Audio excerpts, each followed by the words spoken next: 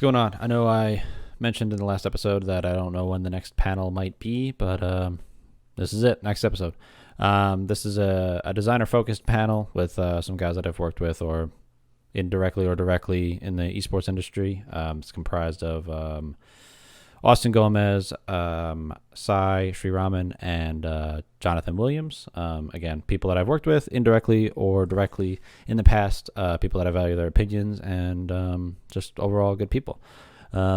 So give it a listen if you're a designer, or if you just want to listen, that's cool too. Otherwise, enjoy the episode. I'm trying to spice it up a little bit as opposed to just a ton of one-on-one interviews, having some group ones, or group conversations and things like that. So this will be a little bit more regular. Again, I'm still trying to figure out what the schedule looks like, but we will figure that out as time goes on. But if you like it, let me know. And if you want to see more of these, let me know. If you don't like it, also let me know. And I'll catch you in the next one. Enjoy the episode.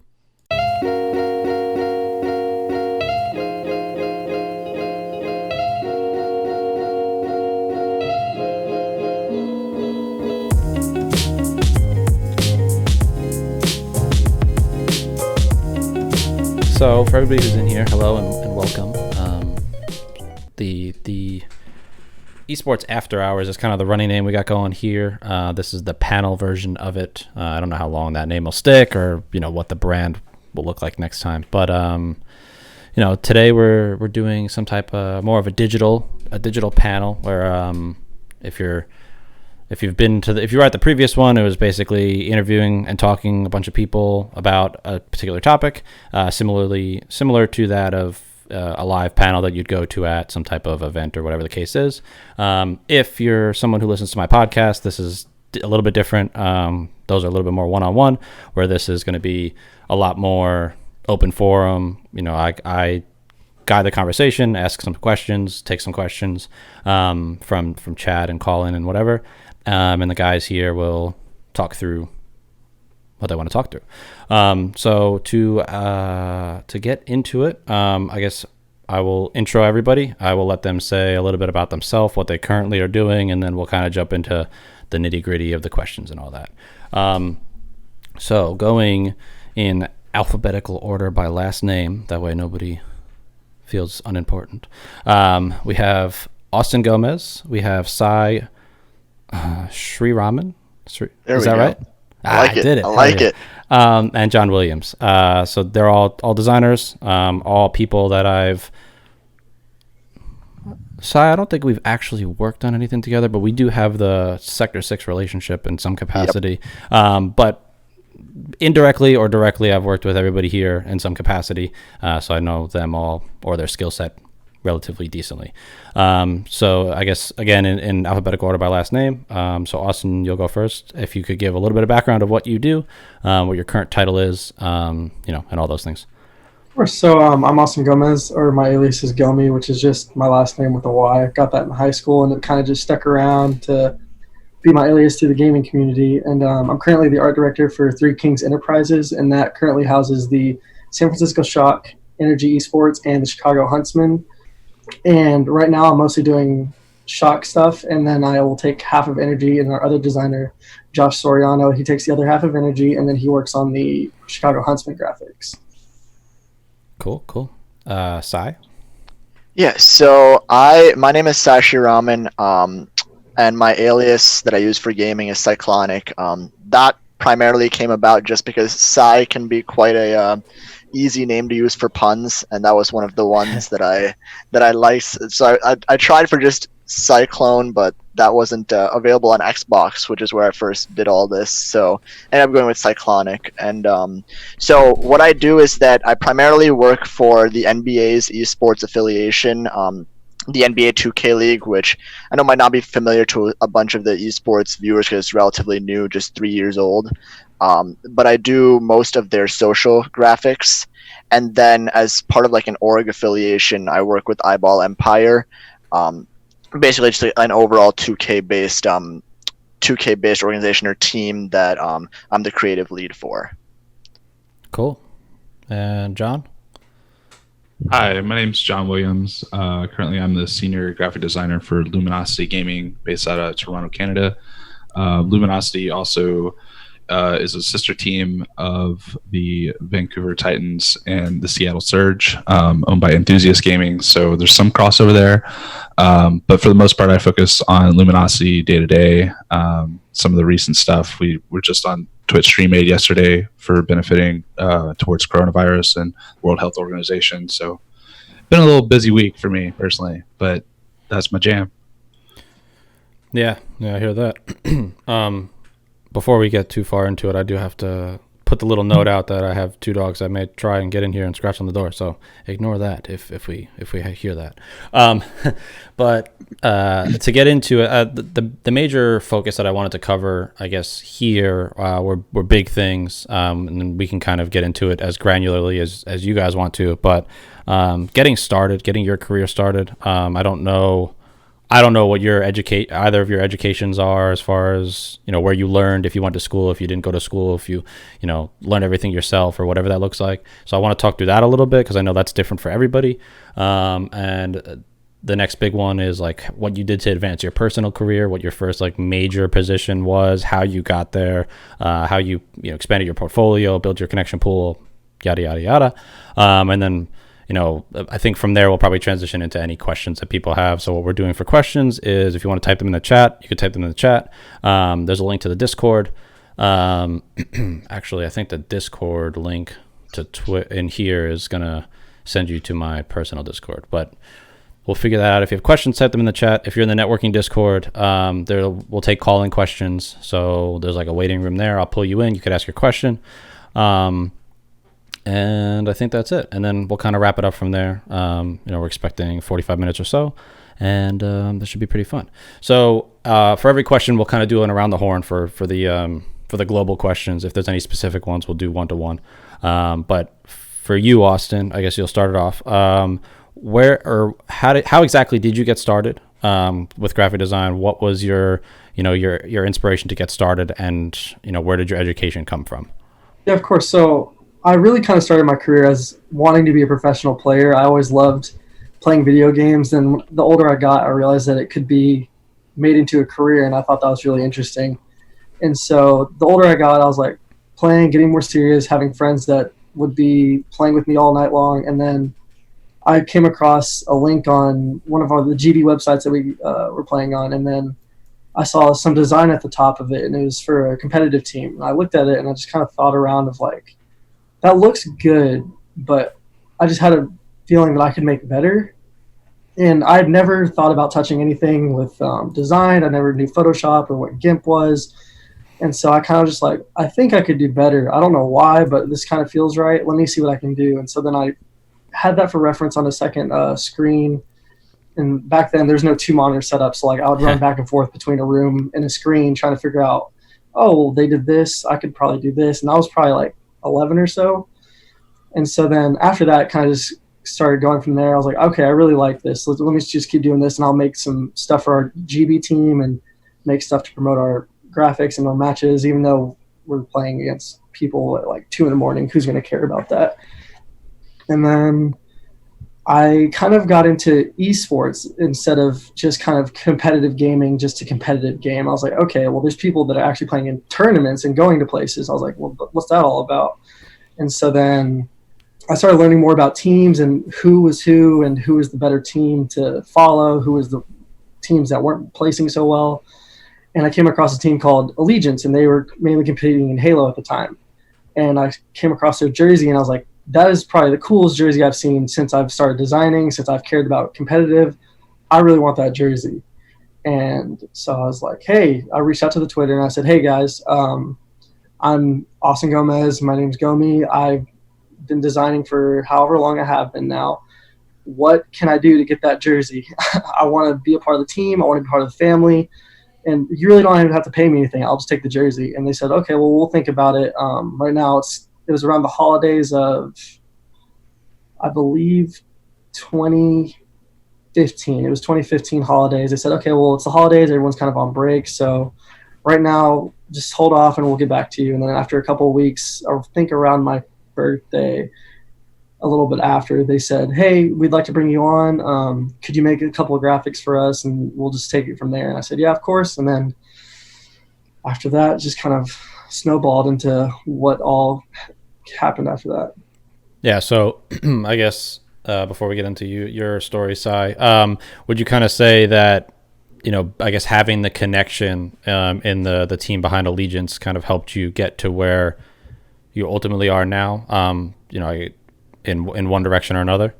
Oh, 100%. Because with when was it? I believe 2017. Allegiance was acquired by Infinite Esports, and then Connor Hall had the opportunity to obviously bring his staff on with him, or kind of go with the company and figure out what new staff he could find with the resources that he had available at the time. And being the guy he is, he decided to bring myself and Chad along with him. And if I didn't have the relationship that I had with Connor, there's no way that I would be where I am today. Cool. Yeah. Awesome. Yeah. I've always been pretty adamant on the fact that connections, while they're not like the only end all be all, like that's your only way you're going to advance your career, they're definitely super valuable because, if you do people good in the industry, that person succeeds, they're going to naturally gravitate towards helping you out when the time comes, and vice versa. So similar question to you, Sai, how did you get started? What did you do to educate yourself and become better, as a designer and all that? And then, I guess let's talk through a little bit what your origin story with Eyeball is, or with the 2K League, or both, whichever one you want to get into. Yeah, sure. So I started designing freshman year of college. I just graduated this past May, so it was basically about I've been 4 years or so, maybe. 3 years kind of being in the NBA and in the NBA 2K sphere. Back in middle school, I think I had a creative bug in that I try to make these random movies and stuff instead of doing PowerPoint presentations. But one day in college, I just decided, hey, let me try and open Photoshop and see what actually goes on in here. And that somehow morphed into me also learning After Effects and Premiere Pro and going from there. So it's been a mostly self-taught process. I've always been a huge NBA fan ever since I can remember. I grew up watching the NBA. I've been playing NBA 2K since I think 2K12. So it's been a big part of my life, and I was really happy that I got to end up working with basically my dream organization in that aspect. As far as how I started to get in working with the 2K League, I found the NBA 2K community on Twitter just through some friends that I played with on Xbox, and did some work for them, and that turned into my work getting shared around more and more, getting some more informal opportunities just doing client work within the community. Then the 2K League was announced, I think in 2017 maybe, and a bunch of the players that I'd been working with ended up getting drafted. So then that formed a connection for me right then and there to get my work seen by the league and teams.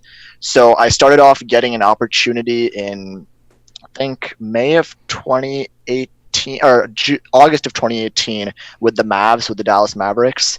So that was a small little opportunity for them at the end of the season. Then I did a couple other projects for a couple of the other affiliations.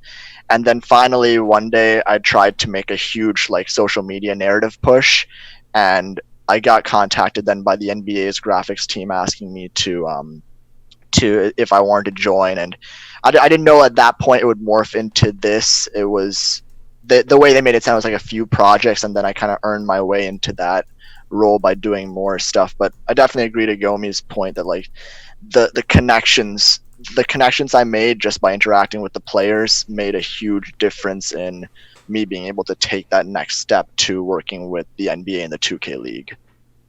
Cool. Yeah, definitely. It's I think building connections, and I guess same exact thing that I said with Gomi.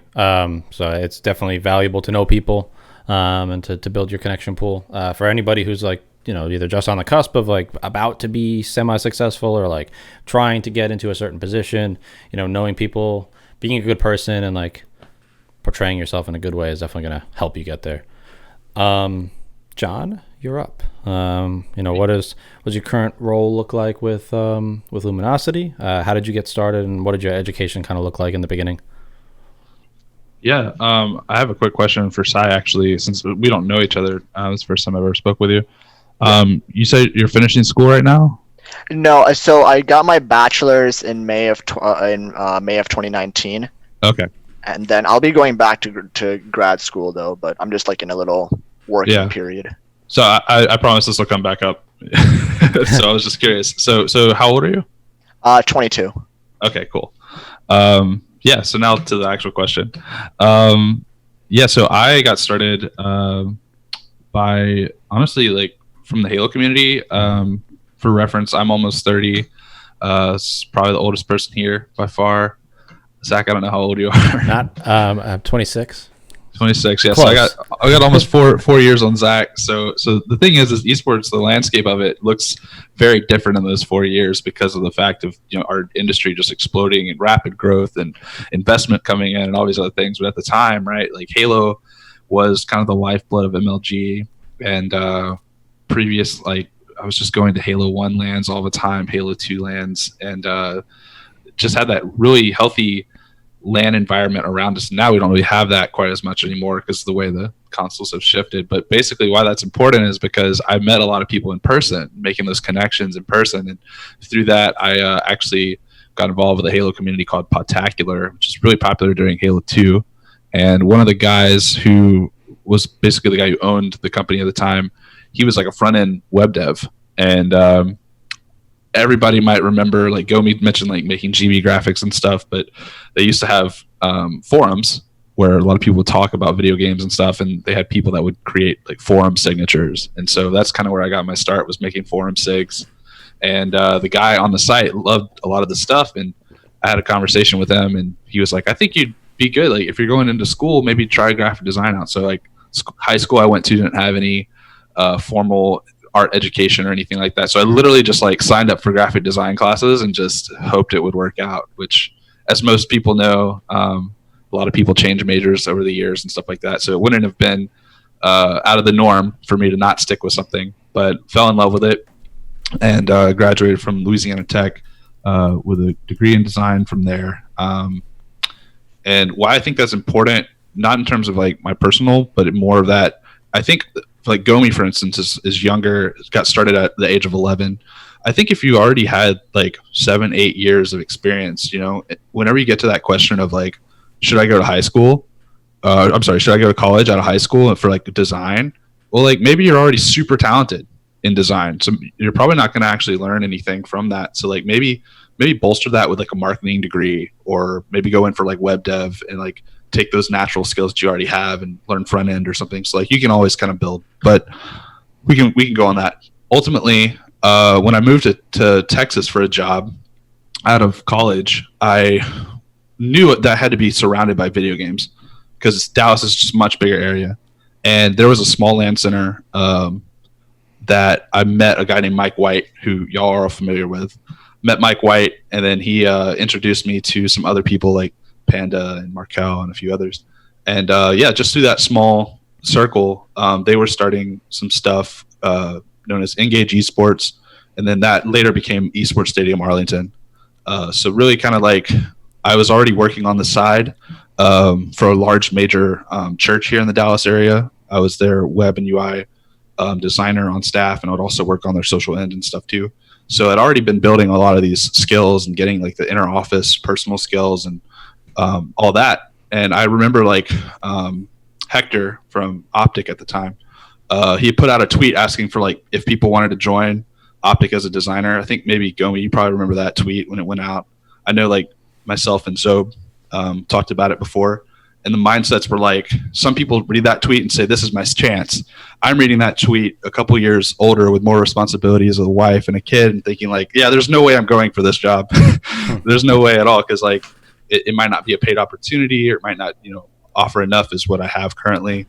And so lo and behold, though, things kind of worked out, and ended up getting an opportunity to basically join Infinite and work alongside you guys through those connections that I had made. So it all just kind of randomly fell into place. So I don't know, but I would say the most important piece of advice is just go outside, make those connections, go to events, even if it doesn't make sense. Like I was going to fighting game events. I don't even play fighting games, but I was going because I was building stuff together with the tournament organizers, and I've been working with like tournament organizers through Gears and stuff for years as well. And so really just like that grassroots kind of esports scene. Yeah, ultimately my point was like, go outside, go to events, just find out what's near and around you. Like a lot of people I've seen on Twitter and other places kind of make arguments like, oh, I live here, or this is my situation and I can't go to these things. It's like, dude, cut some lawns, save up some money, travel to those events. You know, if you aspire to be a pro player, like, you need to do it on land.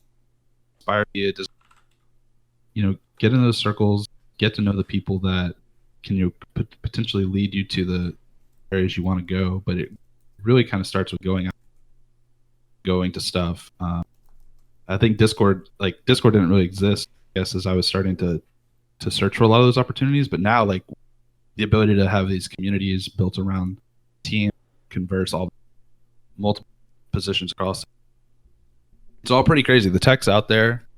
If anything, you're probably more capable of landing something like industry than before.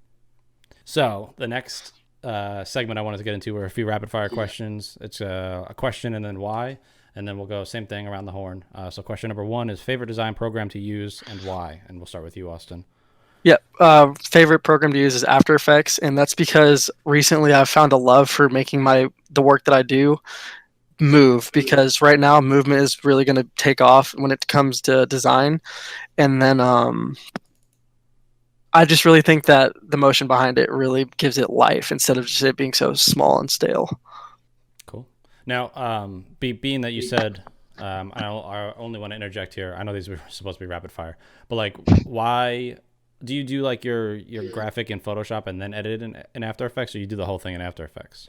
It depends. If it's a little bit more simpler, I'll do everything in After Effects. Okay. But if it's more complex, like some of the shock stuff that I've been doing recently, I'll start it off and make the whole PSD in Photoshop, and then I'll transfer that PSD into After Effects, and from there get the elements and move them around. Gotcha. Because again, the only reason I brought it up because I started in Photoshop. I started doing like video or motion type stuff, and I've noticed, I guess, for the simple movement things, it's a little bit easier just for me. But I guess it's one of those, like, whatever you're most comfortable in is, or whatever you're going for. All right, Sai, same question to you. Favorite program and why? Yeah, I'll probably give the basic time-honored answer of Photoshop. I mean, I feel like it's fairly self-explanatory, but I mean, most of my work right now is in still graphics. I mean, I do some like motion work and some like highlight reel stuff in Premiere Pro and After Effects, but I've primarily been a Photoshop person. I'm much more comfortable in it probably than the other two softwares. So gotcha. Typo? Yeah, it's kind of a hard question because, like, honestly, they all work together so well. It really kind of builds. It's kind of a weird tie. Like, I would say Illustrator. I've been doing a lot of work in Illustrator lately, and it's just crazy the depth that you can get with that, and then transfer that to an application like Photoshop or After Effects. But the other thing though is I really like working with like web and UI concepts, and so I've been using a lot of Sketch for several years now. But I don't get to use that a lot in socials. So I would say, yeah, that's where it kind of becomes a dance of like, I'm still having to balance and use Photoshop every day, but if I could, I would love to get away with doing just Sketch or just Illustrator. Gotcha. Cool. The next one, favorite style of design. I know, Gomi, you got into it originally in the first kind of around the horn, but I guess for the sake of asking the question, just re-answer. So basically just like how I kind of got into it. Well, I mean, if it was the same thing, we could, I guess, skip you. But like, what is your favorite style of design to do? Whether that's like, something flat or logo work or motion work. It's definitely got to be social. Oh, okay. Social is kind of like where like you said, where I started, and so I've always kind of held tight to that. Mm-hmm. And I've always loved to make things that, if you're just kind of scrolling across and you come across, you're like, whoa, that's really cool. Like, let me stop and look at this, and then you're able to be like, oh, this team looks cool because of this. Let me follow them. Cool. Sai? Yeah, I'd have to agree with social as well. I mean, that's where most of my work has been, and for me, it's also been something where I'm trying to not just look at it through the lens of design, but like I'm fairly involved with the social team for the 2K League, so it's I've also tried to start looking at it from like a marketing perspective as well. Kind of tying those things together has I think it's really helped me expand my knowledge when it comes to that stuff.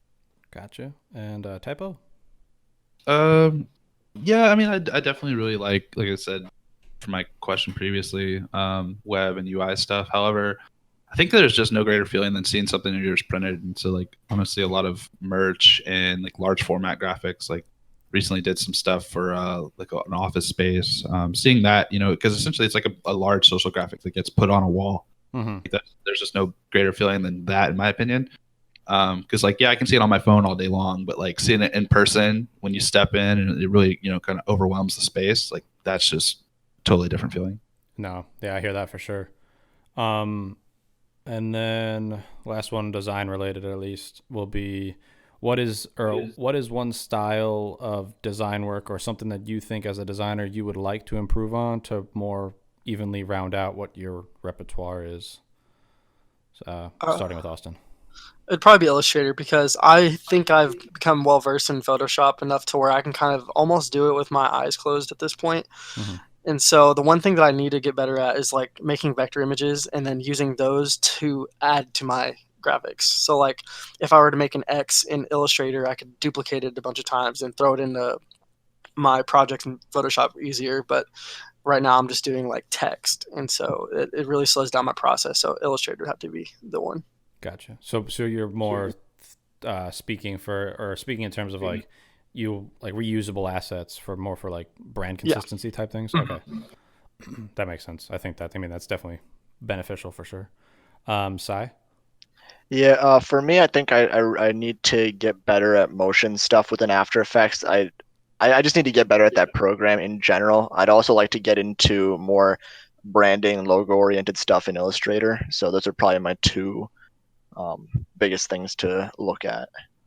Cool. And typo. Yeah, I definitely kind of agree with what Gomi was saying. Like the way I kind of use my workflow from Illustrator to Photoshop is to really take advantage of smart objects, because you can easily change those things out. When you do, like for those who maybe don't use these programs, like they'll auto update. So you make one change and then it'll affect everything, but yet you can still apply like layer styles and shadows and all this stuff. Like if you're really, really good at doing that in Photoshop, it just kind of builds off that vector work. But I also agree with Gomi, like After Effects and kind of the way that if we're talking just like sports marketing and social graphics kind of go, like I definitely think that's where a lot of it is shifting. But I think we still kind of face some issues on platforms like Twitter with compression and stuff. Like if you get too much motion going on, then a good static graphic at times can be better than that motion piece. But it just kind of depends. Yeah, no, I definitely agree. I recently for Black Box made a video and the transition of, I guess I had a lot of moving parts to it, and there was a piece of copy on there that was like a sentence and a half or whatever, 2 sentences, and it was like really hard to read when you watch the video, and I like only noticed it after. So I definitely agree. Like Twitter is really not ideal for when you do motion and compression, I guess on a smaller scale, fine detail, I guess, type thing. Yeah. Which is kind of unfortunate because I would think like from a platform perspective, esports has kind of always gravitated to Twitter, and it's taken a little longer for us to, move to like Instagram. Nobody really uses like Facebook much as a platform, which is kind of strange to me because like when you think about franchise teams, like Gomi, for instance, works with a lot of franchise teams. My parent umbrella company has franchise teams, and the whole point is eventually, like, obviously, aside from global pandemic currently canceling leagues and all this stuff, is to eventually build people that are coming to a personal venue in a city, in a location. And having previously worked with churches, they use Facebook very well at driving that weekly message of, hey, this is happening every Sunday. You need to show up. You're going to attend. You're going to get this when you show up, or there's going to be this fun activity or whatever. And I think like Facebook, to a degree, is kind of underutilized because I think the back end, how people are advertising with Instagram, it's tied to Facebook as a platform. And so if you're seeing promoted posts on Instagram and stuff, like the social teams having to work on the back end with Facebook. So just gravitate that same concept to, all right, how do we get fans of our esports teams to show up to that venue? Honestly, the thing that's probably going to surprise the industry a lot more as we start to build out that local kind of sports model as we're kind of gravitating to, is actually probably a huge uptick. I would think, at least, in Facebook traffic, trying to get people to a physical location. So Yeah, no, I agree. I've always wondered why, or I guess I don't understand why Twitter is the main platform for esports. I don't know if it's like the ease of like typing and talking and being like open forum, just mostly text based content, or what. I guess that's the only thing I have been able to think of. But I agree. It would be super beneficial for esports to be more evenly spread at the very least, but with a focus on Instagram or Facebook. Due to the advertising side. Well, also, I mean, you guys are probably all aware, like on the back end, from a like an influencer marketing standpoint, as they approach a partner. Let's just throw out brand A, and they have a pitch deck put together or something, and whenever that brand is seeing like, oh wow, you guys are like 100K on Twitter, but like 13K or 9K everywhere else, there's not a lot of diversification of those assets, and maybe that brand in particular that's wanting to hand you this money is more focused on Instagram as a platform. Mm-hmm. And so you might lose out on that just because you haven't really been doing your diligence to kind of grow on everything. So yeah, it's definitely, I think, worth it that teams are starting to kind of notice that and also ride trends. Like obviously you've probably seen a lot of teams or a lot of players start up like TikTok accounts, right? And jump on that whole wave. Yeah. That's really smart and currently pretty trendy thing to do. Yeah, totally agree. Last rapid fire question. Favorite esport to watch, if you have one? Rocket League. Sai? NBA. Oh, I saw that coming. Typo? Gears of War. Okay, yeah. I guess I probably could have guessed all of those, to be honest. I have personally been watching a lot of Rocket League lately, and playing some, so go on me. I never got into 2K or any basketball for whatever reason. I just can't wrap my head around the concept of how it's played. I've never been a big basketball player or watcher either, so I for whatever reason never gravitated towards it. I know there's a certain skill set that is required to play that game too, and I definitely don't have that. But I would love to give it a shot. And then Gears of War, as somebody who came up with interest in Halo, I always gravitated towards Gears of War. But again, there's a skill set there that I don't have in Gears of War. But I do enjoy watching Gears for sure too. I think it's just the energy that the community brings. Like there's just no other feeling like it. I mean, maybe the closest thing is like fighting games. Yeah. But it's like fighting games mixed with a shooter, just all intensity all the time. No, I hear that for sure. So now I guess we'll transition into like the questions that came in. Right now I have the list in the Discord. I know we talked about this a little bit earlier, Sai, but where did your name come from? This comes from Taser Logic. Yeah, so for me, it's just because my first name is very useful in puns, very useful with wordplay. So for some reason, my mind got attached to the idea of making a pun with cyclone. So it then ended up morphing itself into cyclonic. So yeah. Cool. Very short and sweet. I expected a little bit more originally, but yeah. I don't know. Like I feel like there's always that like origin story. Like people have a certain expectation that maybe there's this really cool thing, and then 9 times out of 10, it's just like, no, it was just kind of happened.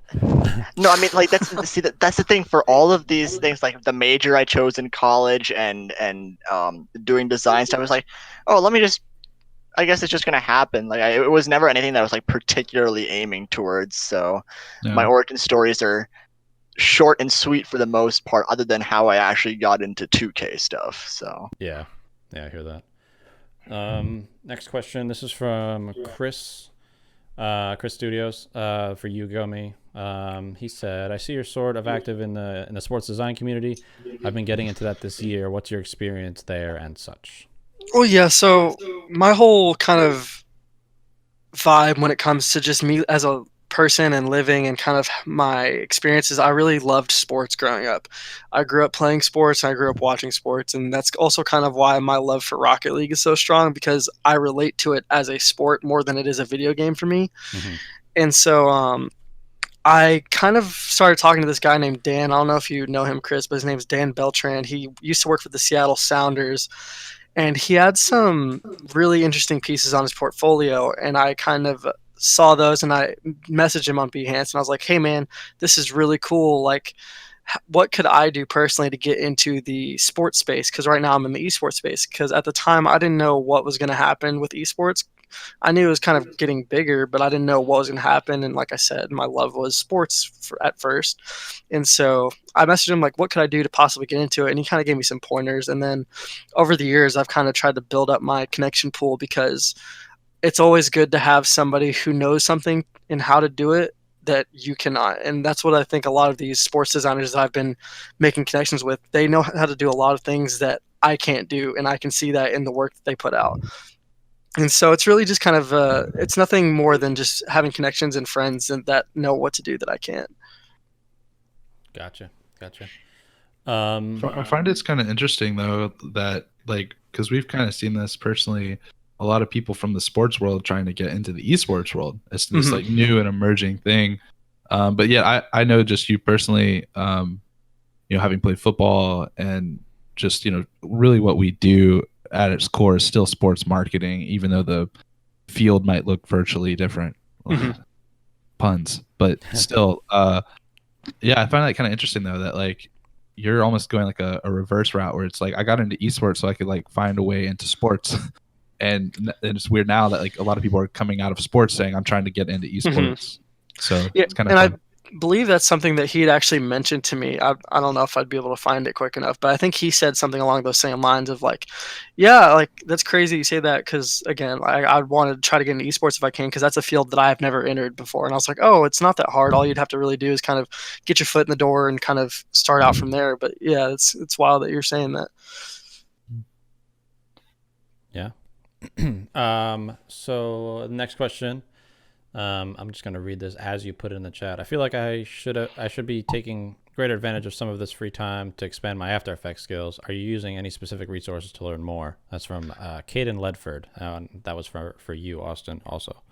And that was from Twitter. And so yeah, to answer that question, I feel like I do it a way that not really a lot of people do. So I will, if I see something that I really enjoy from a sports team or like somebody, a designer, and they just kind of put out their GIF or their MP4, however it is, I'll find a way that I can download that video, put it in Premiere, put it in After Effects, whatever I need to, and I'll play it at like a times like 0.5 speed, so it's like cut in half, and from there I'll figure out how something is moving and how it sort of works and ticks from the inside out. Because whenever you're watching something that's 5 seconds long and it's all moving and it's going very fast, you really can't tell what it is if you've never done it before. And so what I like to do is really go in and dissect how something looks and how it was done. Even if I don't have an original project file, something like an MP4 or GIF downloaded is your next best step. And so I've really started doing that a lot more recently. Yeah. And then of course YouTube. Yeah. I was going to say it's kind of like the saying I've seen float around the esports community for a while. You may know my PNG, but you don't know my PSD. And it's really one of those, like, once you can kind of start to get a source file, like even if it's just an MP4 so you can slow it down and figure it out and kind of put it together in your own head. Like once you can see a source file and really start to like, oh, okay, here's how he's masking this or doing this sort of thing, you start to really learn pretty quickly. And just apply those things. It's all about the application, really. Is like to answer the root question too. Like you could look at sites like YouTube. One downside with that though is sometimes there's like a 15-minute video and only 30 seconds of it are useful. Excuse me. But you'll start to kind of figure that out as you do these things more often. But you could also use sites like Skillshare. I know there's particularly like a lot of After Effects kind of beginner courses on that. But really, it's like getting like a shot to get a After Effects composition maybe, and then like breaking that down and kind of looking through it and really dissecting and learning from that. Like that can be really, really helpful as you're starting. Yeah, no, I totally agree. I mean, personally, I know there's definitely Skillshare out there. There's a lot of options for that type of learning. But for me, I by no means claim to be an amazing graphic designer or anything like that. Everything I've done is I just, either, like you were saying before, pick something up from YouTube to understand the process and then like make it my own. And that's just always how I've been doing it. So a lot of, and with After Effects, I taught myself entirely. What I do know, which is very minimal, but albeit that I did learn on my own. So it's one of those things you just got to get in it, start to figure out the tools, and learn it. I guess everybody learns on their own way, though. That's for sure.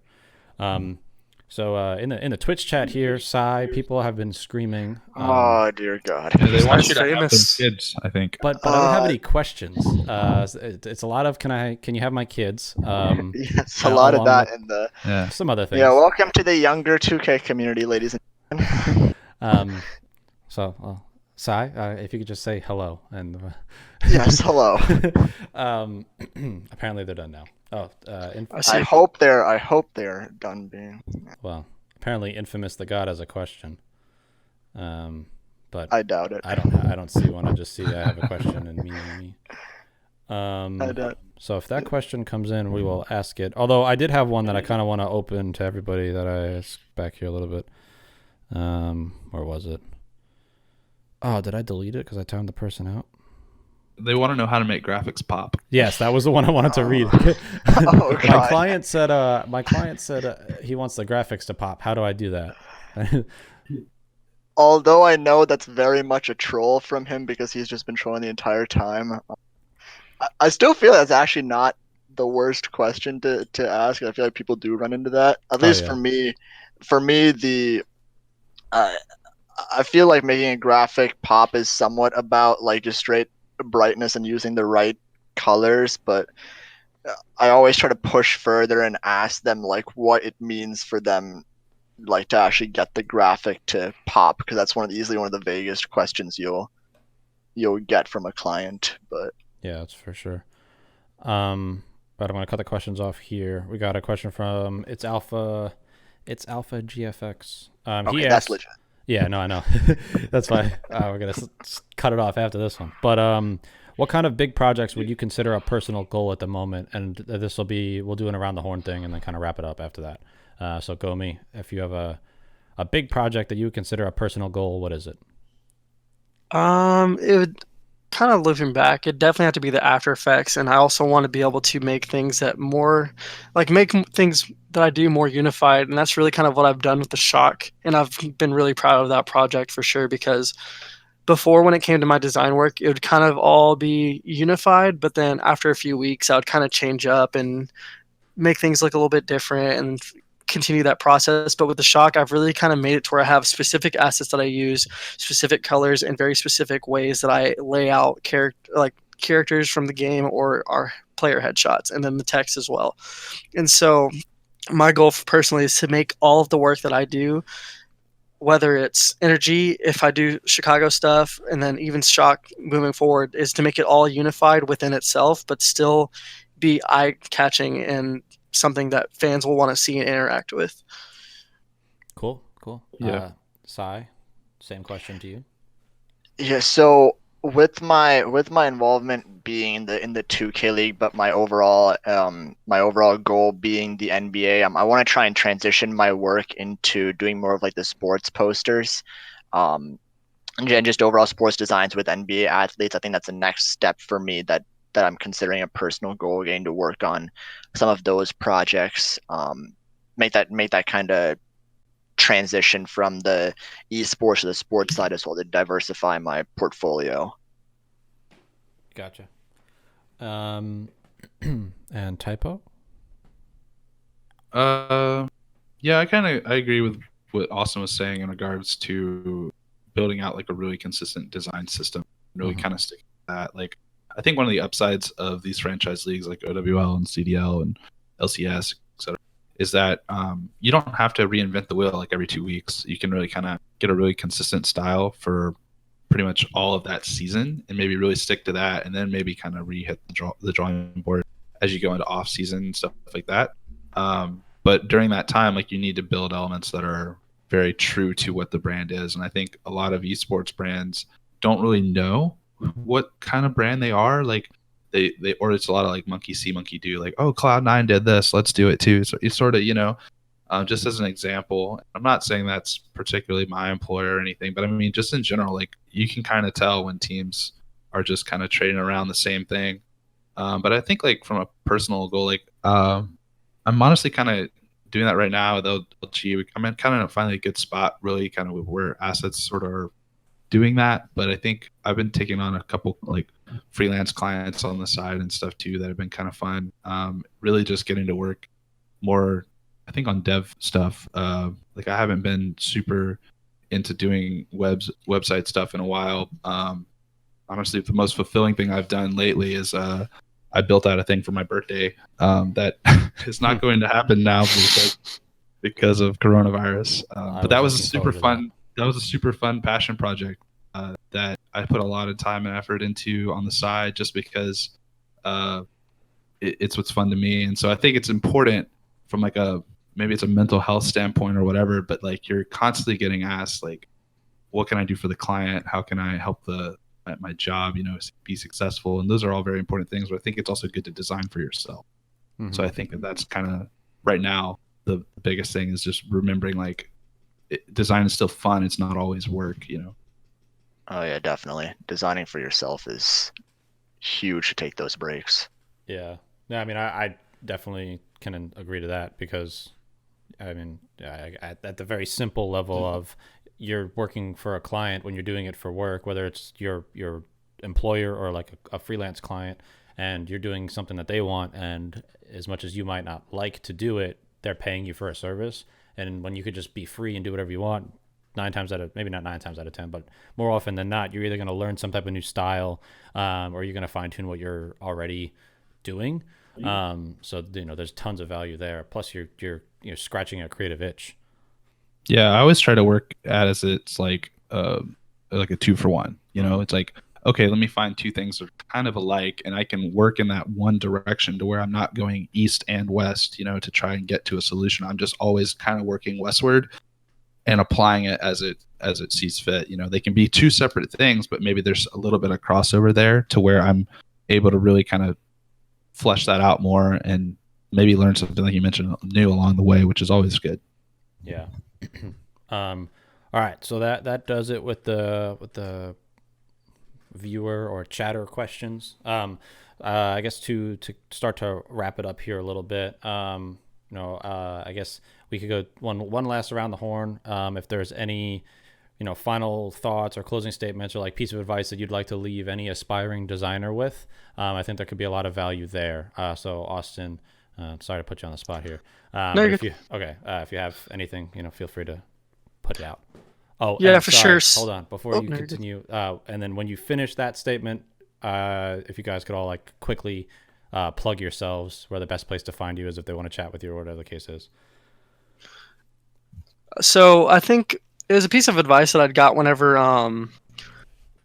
I'd had unexpectedly been let go from one of the previous company that I was with before Energy, and I was kind of talking to designers around the space, and I'd gone to an ECS event in Arlington, and I'd met the senior designer there, and it was an opportunity that I didn't think I'd be able to have. I was just kind of going just to experience the event and see what I could do there.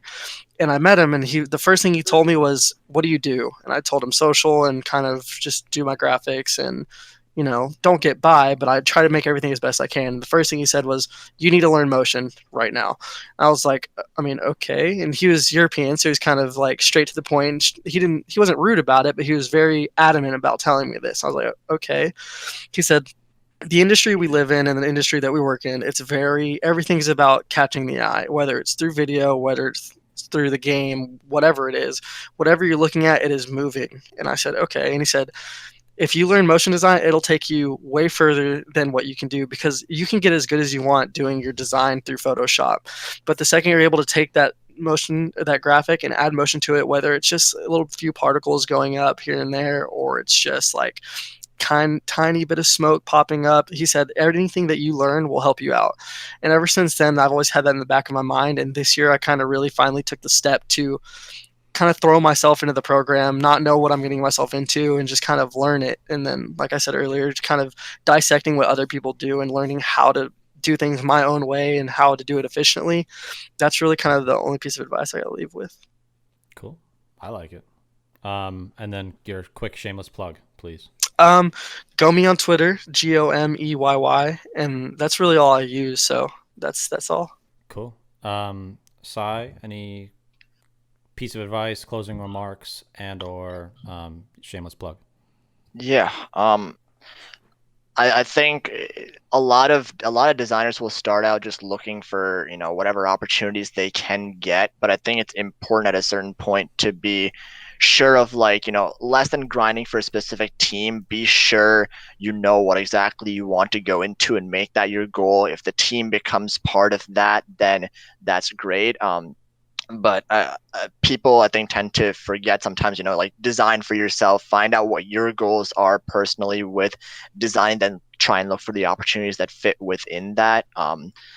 And the connections, I can't stress it enough how important those connections are. I'm not saying, like we mentioned before, like, connections aren't everything, but talent alone is also, I don't think, enough. And Mhm. so those connections really matter, because if you're someone looking to get someone else on for an opportunity, you're more likely to pick the person that fills your talent baseline, but you've talked to before, you've interacted with before. Try to imagine yourself on the other side of the table and see, am I going to recruit this person or not to work with me? And you can find your way to getting these opportunities a lot clearer. And I think that's not even just restricted to design, of course. And design is one part of this whole esports sphere. Um, so being able to understand how to make those connections and how to really focus your trajectory so you can get to whatever goals you want to, look around, look at the people who are in that industry, make the time to connect with them. That's important. And I guess for my shameless plug, you can find me on Twitter at cyclonic_I, and then find everything else about me from there, pretty much. Cool. I think to add on to that real quick is that you definitely have to be genuine, and you can't be doing it for your own personal gain whenever you're making connections, because that's really not I mean, Sai is not saying that whatsoever. I'm just kind of giving a disclaimer, is that you don't want to make connections for the basic fact of, like, oh, I'm gonna be friends with this person because they can get me this job. You don't ever want to go into making connections with that mindset, because it really won't get you anywhere. Oh yeah, definitely. I think to maybe expand upon that, it's more the idea that you want to be trying to interact with people who you think can help you grow. You're For sure. interested in what they're doing, kind of sense. I mean, especially for me, when I was getting into esports, I'm realizing how much is there, social wise, marketing wise. I'm interested to learn and expand that network, and doing that has given me a lot more knowledge. So in that sense, definitely, um, that's like you said, the genuine way to really grow your connections, grow that network. For sure. Yeah, definitely agree. Definitely agree. Typo. Last but not least, closing thoughts.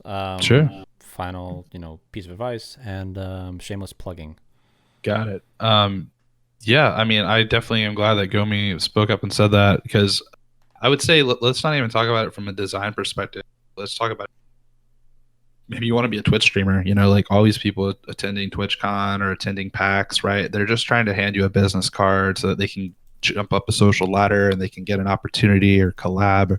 Don't go with it with that mindset. Definitely, for sure. Like, make friends in the industry, because I'll tell you, like, the circle, esports is really big, but the circle of really talented, hardworking people that do a great job and that are really genuine is very small. And the other crazy thing is, whenever, like, for instance, when Gomi unfortunately left me, what was it, 2018? Mhm. To your point, like, the number one person that I brought on immediately when given the ability to hire was a motion designer who I still work with to this day. Like, we've transitioned to Luminosity. But so your point's totally valid. I think that's 100% where the industry is going, and I think there's a lot of upsides to motion, not even just in socials, but also from, like, a Twitch perspective, alerts and donations and anything that's eye catching, right? But at the same time, like, whenever those people leave, they may go on to be elsewhere. Like, I have friends now that are at Red Bull, or that have gone to other franchise leagues, or work at Orlando Magic, or are at 100 Thieves, right? Like, we have this larger network of people. Like, Zack, obviously you're still killing it over here with Sector 6 things and doing all these awesome things on the side. Want to talk to you still about Black Box and what's going on there, but ultimately it's like, you can't think of it as like, hey, let me burn this bridge today, because you don't know where that bridge may end up tomorrow. Because, like, maybe let's say your goal is to make it onto 100 Thieves, right? maybe you messed that up in the past, and now the guy who's your hiring manager is the person that's working across the table from you there that's saying, well, nope, denying this guy, Yeah. So don't get in a situation to where that happens. Just always stay true and genuine, do good work, don't be a scumbag ultimately, and you know what, people will take a lot of notice from that, and you'll go far. I agree. Well put. Yeah. And where can people find you if they want to talk to you? I'm on Twitter a little too much. I think I have like over 100,000 tweets. I can't follow you though because I actually hit a maximum. I have the worst ratio of all time. Like I literally can't follow anybody on Twitter. It's wild. You yeah, physically can't, or you don't want to? Yeah, like if I click the follow button, it says you've reached the limit. Oh, that's unfortunate. Yeah, I follow way too many people. I need to like take everyone out, make them lists. I thought it was just a probably daily follow limit people. or something. I didn't know there was No, like a no. whole. Yeah, I think there's a ratio to like the amount of followers you have and the amount of people you follow, and also with maybe the amount that I tweet. And so ultimately, I need to break everybody out into lists and get rid of those people. Like I probably follow over 1,000 people in the Gears community alone, to be honest, and maybe 40 of them tweet now. So Yeah. I got some spring cleaning to do. I hear that. But what is your Twitter? Just so At typographic. Okay, with a 1, right? With a 1. Yeah. Typographic with a 1. All right. Thank you guys for coming on here. This is definitely still a learning process for me, but it's been a lot of fun. I like doing this around the horn type questions. Having conversations about things that I wouldn't otherwise have conversations about. But thank you for being, my talent and hanging out and talking to this ever growing list of 2K community people, just for lack of a better term, shitposting. Yeah. But here, let me wrap this up, and then I'll come back in here. So just give me a sec. So thank you guys for hanging out in the stream. If you're listening to this on demand on YouTube or on Spotify, whatever it is, I appreciate you hanging out. This is going to be something I'm going to try to do on a semi-regular basis, whether it's once a month or every other month or whatever the case is. It's been, I definitely have no excuse now because I have more time at home. But it's been a lot of fun. Thank you all for your questions, for your interacting, for your, everything, as much as you guys, some were trolls in here. It was definitely fun. I'm glad everybody enjoyed it. I'm sure you didn't embarrass Sai too much. And other than that, this will be live. Here, I'll put the links. This will be live. I think that's the link to the Spotify only. Damn it. Well, at any rate, the links to everything will be in that Spotify link. That's the podcast. That's where everything goes. If you're a Spotify user, if not, you could just search the After Hours podcast with Zack Sass on any podcasting platform or YouTube, and you could watch the VOD if you missed any of it. Or you can catch the next one. I do a lot of one-on-one interviews with people in the esports community, so there's all of that content there as well. And if you're only here for Twitch, that's cool too. Drop me a follow, and you'll either see the next time I go live with some gaming or some, another one of these. But yeah, I think that's everything. Thank you all for hanging out, and we will catch you in the next one. Have a great day.